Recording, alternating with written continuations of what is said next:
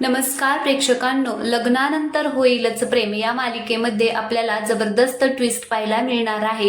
इकडे आता रम्या काव्याला म्हणत असते की तू पार्थच्या रूम मधून बाहेर कशी काय आली। त्यावेळेस काव्या तिला म्हणत असते की ब्रेकिंग न्यूज आहे माझ्याकडे। आजपासून मी पार्थच्याच रूम मध्ये राहणार आहे, म्हणजेच मी माझ्या रूम मध्ये राहायला गेलेले आहे। आता हे ऐकून पार्थला मात्र खूपच आनंद होतो की आता ती काव्या त्याच्या रूम मध्ये राहायला आलेली आहे आणि ती सर्वांना इतक्या आनंदाने सांगत आहे, म्हणजे तिला सुद्धा खूप आनंद झालेला आहे। इकडे मालिनी सुद्धा आता खूपच कौतुकाने काव्याकडे बघत असते, कारण आता तिला माहिती आहे की काव्याचं पार्थवरती खूप प्रेम आहे, दोघेही एकमेकांवरती खूप प्रेम करतात।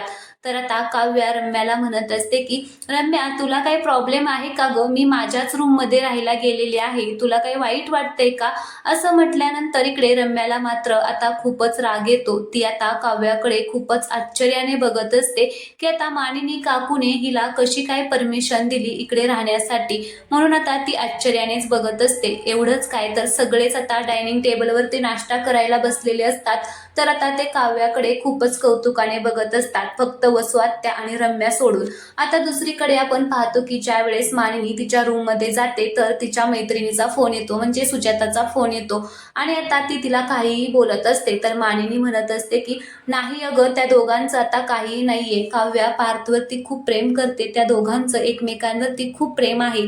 आता मानिनी जेव्हा सुजाताला हे सगळं सांगते त्यावेळेस सुजाता म्हणते की पण मला विश्वास नाहीये, अगं त्या दोघांना कोणी एकत्र बघितले का? ते फक्त मीच बघितलेलं आहे, तू लगेच अशी विश्वास ठेवू नको। तर आता इकडे मानिनीला थोडासा धक्काच बसतो की नक्की हे काय चाललेलं आहे, मी सुजाताच ऐकू की काव्यावरती विश्वास ठेवू? आता तिला काहीच कळत नाहीये। ती सुजाताला म्हणते की अगं असं काहीच नाहीये।